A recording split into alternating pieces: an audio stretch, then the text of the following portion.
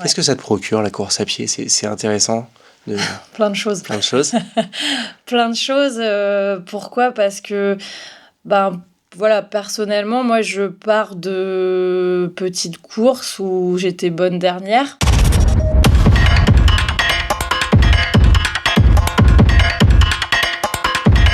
Bonjour à tous et bienvenue sur sur ce nouveau épisode de podcast.rec. J'espère que vous allez bien en cette nouvelle semaine.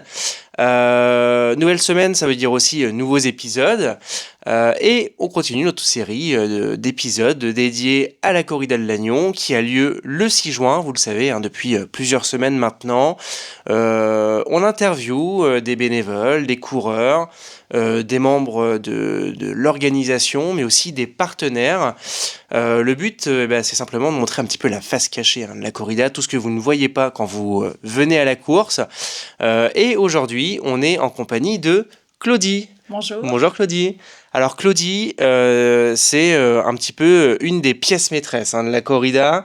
Claudie, en fait, elle est bénévole, elle est aussi membre du bureau Terre de Runner, donc l'association qui organise la corrida.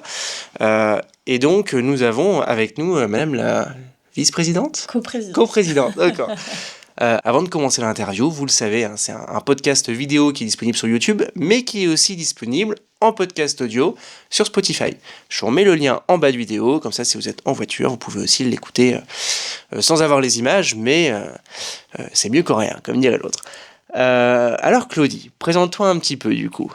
Alors, du coup, moi, c'est Claudie. Donc, effectivement, je suis en coprésidence de l'association Terre de Runner Lannion, donc avec Alex et puis tous les autres membres.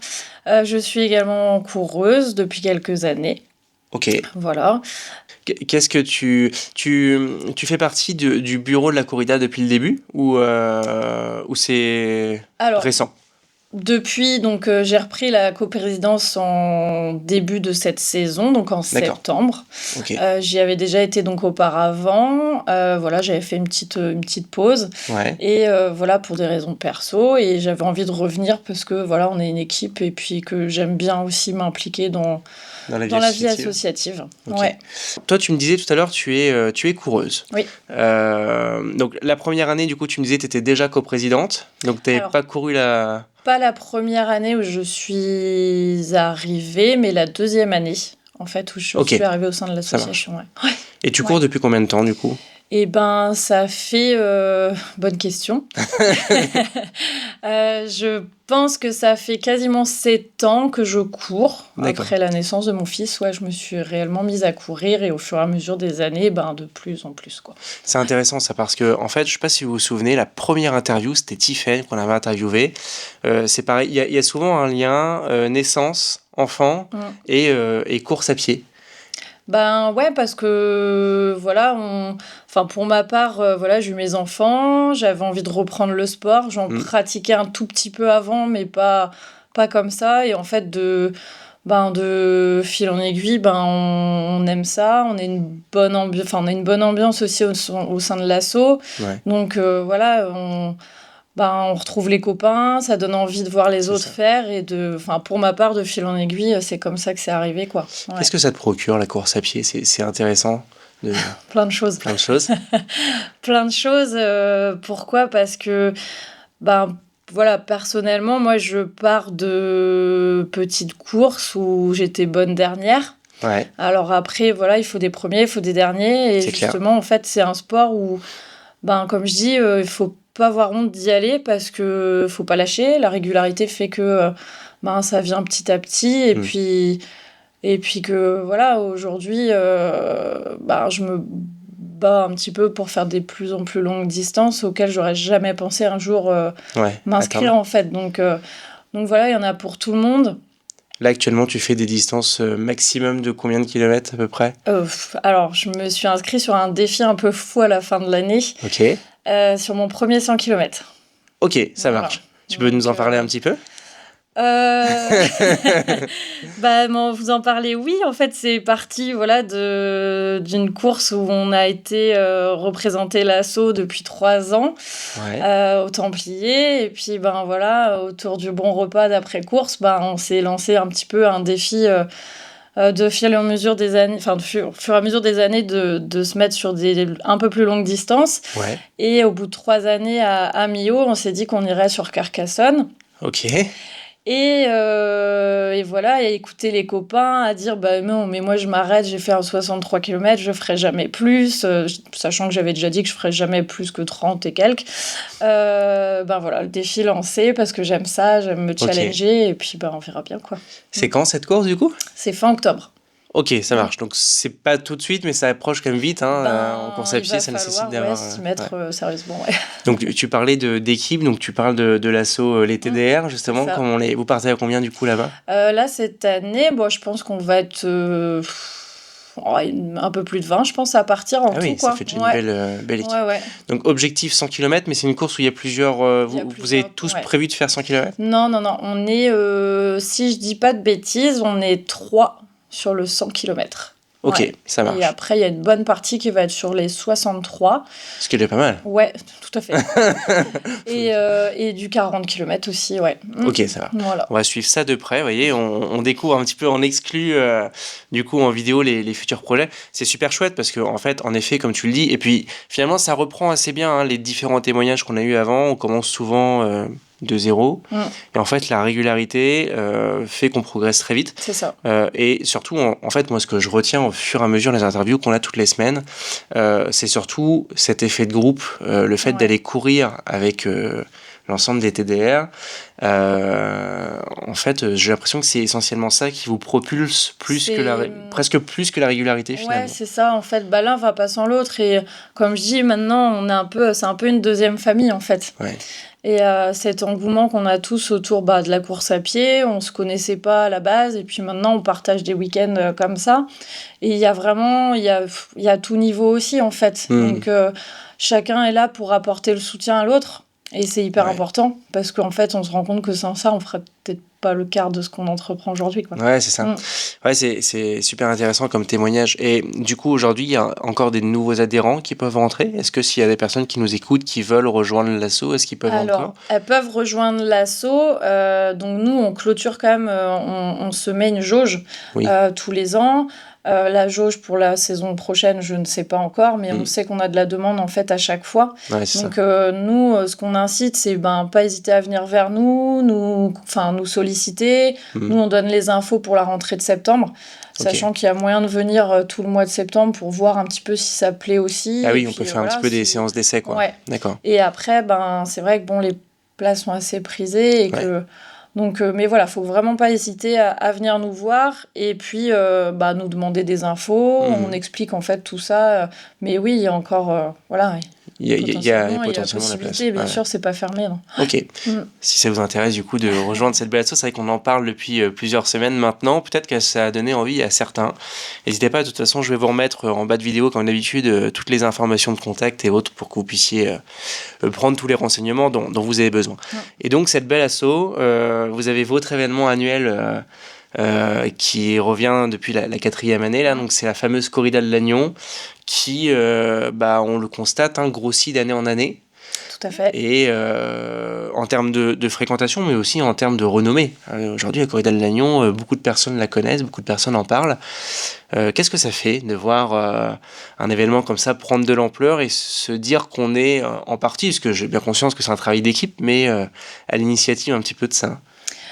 Ça fait plaisir parce que au début ça part comme l'avait expliqué Jérôme, de l'idée de créer un événement autour de la course à pied parce que il a quand même lancé super bien ça avec une belle équipe, et de voir on imagine forcément avoir beaucoup de coureurs tout le temps. Ça prend du temps, de l'énergie pour tout le monde, et de se dire que ça marche. De se faire une place au sein de la municipalité à Lannion, comme quoi on a été capable de créer quelque chose. C'est ça. C'est quelque chose qui est assez populaire quand même, donc il y a une diversité de personnes. J'ai encore souvenir, moi, l'an dernier, d'avoir des personnes que je connaissais qui me disaient « Est-ce que je suis capable d'aller ?» Bien sûr que oui, t'es capable. Après, voilà, chacun va à son rythme. Ouais. Et voilà, c'est l'avantage de ce format de course, c'est que c'est 3 boucles et puis voilà, il y a pas. C'est accessible. C'est accessible à tous en fait. Ouais. Je le rappelle, vous avez 3 circuits du coup. Vous avez le 5 km toujours cette année, le 10 km aussi, et on va retrouver la course enfant qui fait un peu moins d'1 kilomètre, c'est ça ? Ouais, ça fait un petit peu moins. Ouais. C'est ça. Sur les quais. Voilà, ça sera. Et donc la course enfant sera aussi sur les quais avec un cadre super joli. En plus, avec les nouveaux quais qu'on a maintenant, ça s'y prête encore mieux. Donc, du coup, alors on a bien compris. Du coup, tu fais vraiment partie du bureau et aussi le jour J, tu es bénévole. Du coup, oui. T'as un poste qui est attitré tous les ans ? Alors. Tous les ans, alors du coup, comme je viens de réintégrer aujourd'hui le bureau, donc cette année, on chapeaute un peu tous quelque chose. Et du coup, là, dans l'idée, en fait, c'est de gérer les bénévoles sur le parcours. Ok. Voilà, donc après, on a tous nos responsabilités. Chacun sait aussi ce qu'il a à faire, mais là, ça va être surtout d'aiguiller voilà, les bénévoles qui vont venir, où ils doivent se placer, la gestion, voilà, sécurité, l'accès des routes et tout ça, quoi. Tu seras un petit peu la chef d'orchestre des bénévoles. Voilà. Ouais, c'est ça. Ok. C'est des tâches qui sont assez compliquées, j'imagine. C'est la gestion d'humain. Après, mais je pense que quand on aime le côté, si on est dans l'associatif, c'est qu'on aime bien aussi partager ces choses-là. Et puis, si tout est rodé, il n'y a pas de raison. Puis j'ai l'impression que vous êtes une grande bande de copains aussi. Ouais, c'est ça. En fait, rien ne se fait tout seul. Ouais, c'est ça. Voilà, c'est de la cohésion, c'est du partage. Et si on fait tout ça aujourd'hui, c'est que chacun a son rôle et que chacun sait ce qu'il a à faire. Et puis, on n'est jamais tout seul, en fait. Ouais, c'est ça. Et puis, tout le monde est content d'y aller. On voit bien, tout le monde a le sourire, souvent. Pourtant, c'est vrai que des fois, on a des automobilistes et autres qui sont pas très agréables. Et malgré tout, moi, je suis surpris à chaque fois que je viens sur les différents points filmés. Il y a toujours une parole gentille, il y a toujours un sourire. C'est vrai, c'est de plus en plus rare, mais chez vous, c'est tout le temps comme ça. Et pourtant, des fois, en effet, vous venez de vous prendre un petit tir avec un automobiliste qui est pas content de ce qu'il veut passer, et c'est pas grave, il y a quand même le sourire, et je trouve ça c'est génial. Parce que c'est un parmi, voilà. Oui, c'est ça. Personne sympa, quoi. Mais c'est. Mais en tout cas, c'est super chouette. Alors, la journée de la corrida, c'est des journées qui sont assez éprouvantes, assez fatigantes. Faut avoir la tête partout. Toi, tu le vis comment, cette journée-là ? Je le vis bien parce que effectivement c'est du travail en amont le jour J. Après voilà, c'est une journée qui est festive, donc faut pas se prendre trop la tête non plus. En fait, je pense que ça va découler tout seul. Vous avez le temps de profiter quand même ? Personnellement, moi je profite de la fête, quand même, Okay. Ouais. Et à la fin, une fois que la course est finie, que les spectateurs et les coureurs sont partis, c'est là peut-être où vous profitez après ensemble un peu plus. On profite forcément, on va aller boire un verre. Ouais. Ah oui, quand même. C'est ça, ça fait partie de nos façons de faire tradition. Aussi.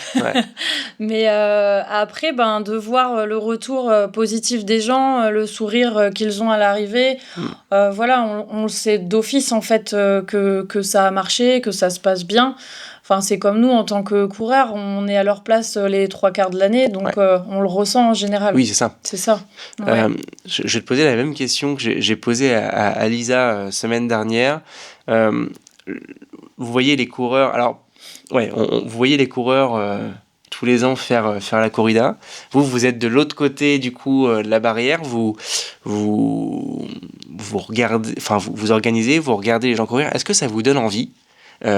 Toi personnellement, parce que j'ai eu la vie personnelle de Lisa que t'as pas encore vue parce que la vidéo est pas sortie. Est-ce que toi ça te donne envie de faire la corrida ? Alors j'imagine que oui, mais est-ce que ça crée une frustration du coup de te dire mince, je peux pas la faire ? Non, parce que pas forcément. C'est parce que c'est une autre façon justement de prendre plaisir, c'est justement d'en donner aux autres en les voyant participer. Pour la petite Bon, le petit côté rigolo, c'est qu'on n'a pas la corrida la plus facile non plus. C'est ce qu'on disait justement. Ouais, donc, bon, je veux bien laisser ma place pour cette fois. Bon, vous l'avez vu, parce qu'au moment où cette vidéo-là sort, celle de Lisa sera déjà sortie, et on a semblablement à peu près la même réponse. Voilà. Non, ce que Lisa nous a expliqué, c'est que justement, en fait, ça faisait partie du jeu. Oui, ça crée forcément une petite frustration. Maintenant, le plaisir aussi est tellement présent de l'organiser qu'en fait... et en effet, la corrida de Lannion, c'est une des courses les plus dures du secteur. Et en même temps, c'est aussi une des plus appréciées. C'est quand même rigolo, ce paradoxe. Elle est dure, mais les gens l'adorent. Parce que je pense qu'on a la chance aussi de faire courir... voilà, Lannion, c'est une jolie ville. On essaye de faire passer à des endroits un petit peu clés, sympas. Donc il y a ça, d'allier le côté festif à ça aussi. Donc je pense que voilà, les gens, ils ont un bon retour.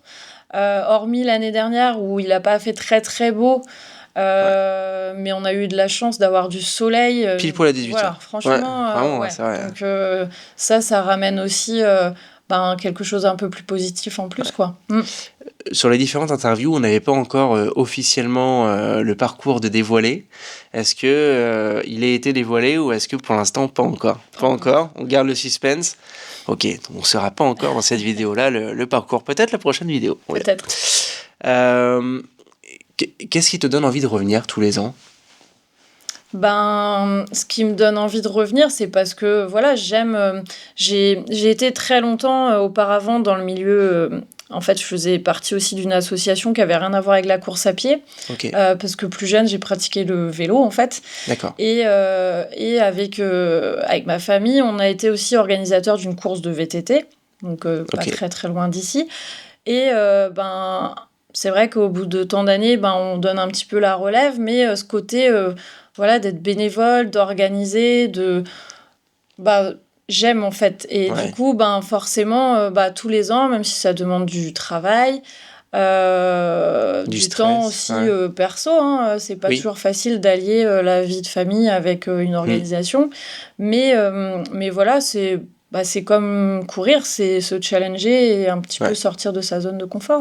C'est généralement, à partir du moment où la corrida est finie, donc en juin, vous commencez à réattaquer la préparation à partir de septembre, de toute manière, après, il y a l'été qui se passe, après, il y a la rentrée de septembre avec la nouvelle saison, qui dit potentiellement des nouveaux adhérents, tout ça. Mais on se penche très vite sur l'édition suivante, courant octobre, quoi, on va dire. Facilement, on y vient vite, Ça laisse très peu de temps. Et donc l'été, vous continuez à courir ensemble quand même ? En fait, ça s'arrête parce que souvent, il y a beaucoup de clubs qui s'arrêtent l'été. Alors, tout à fait. Après, donc, tous nos rendez-vous nous sont donc le mardi soir à Parc Névé, là, à Lannion.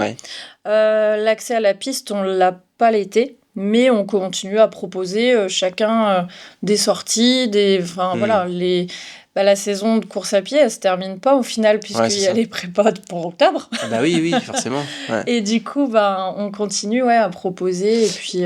Et tu parlais de la piste, du coup, c'est-à-dire que vous avez une partie course sur route, du coup, et une partie où vous utilisez la piste vraiment. On a l'accès à la piste d'athlétisme qui est en face de Dantec, là, tous les mardis. Donc après, en fait, dans l'idée, c'est que vu qu'on est une association, on n'a pas de coach, chacun propose via le biais des réseaux sociaux, de Facebook, ce qui potentiellement il a envie de faire. On fait la proposition tous les lundis soirs, en fait, c'est publié.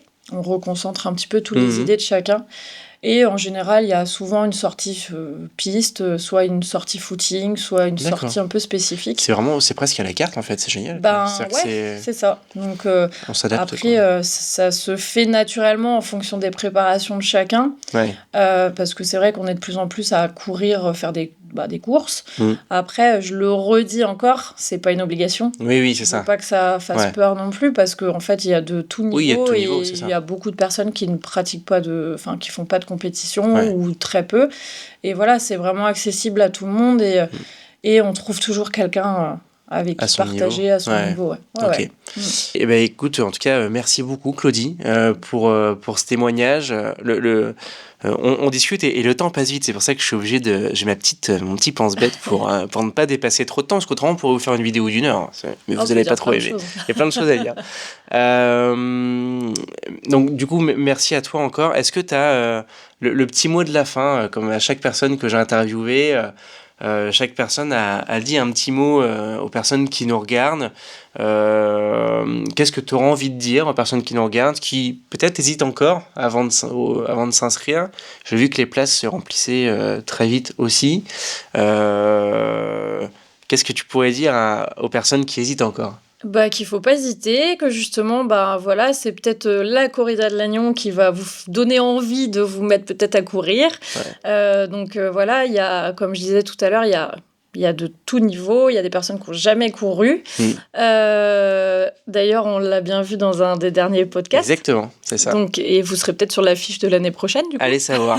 Pour peu que Kevin soit avec son appareil photo à l'arrivée. Non, mais il ne faut pas hésiter. Il y a 2 formats et il y en a pour tout le monde. Et il faut venir et puis s'inscrire et partager autour de vous la date du 6 juin. C'est ça. Et mettez-vous un challenge. En fait, faites comme Goulven. Je vais vous remettre le lien de la vidéo de Goulven. Goulven, pour ceux qui n'ont pas vu la vidéo, c'était un challenge, un pari avec un de ses copains. Il a pris un dossard en disant vas-y, je le fais avec toi. Si tu le fais, je le fais. C'est assez rigolo parce que l'histoire raconte que du coup, son copain n'a pas pu venir, il a eu un empêchement, du coup il s'est retrouvé à faire la course tout seul. Mais ça empêche que du coup, sans vraiment d'entraînement, finalement, il a fait quand même 5 km sans trop de problèmes. C'est un sportif quand même, mais pas du tout de course à pied. Hein. Il fait de la planche ou du surf. C'est ça, du surf. Ouais. Donc rien à voir, mais comme quoi tout est possible. Merci Claudie. Merci à toi. Et nous on se retrouve semaine prochaine pour une future vidéo. Et je vous remets les liens Next Run pour prendre votre dossard si vous ne l'avez pas encore fait. N'oubliez pas que c'est aussi une vidéo qui est disponible en podcast sur Spotify. Et puis je vous dis à la semaine prochaine. Salut. Salut.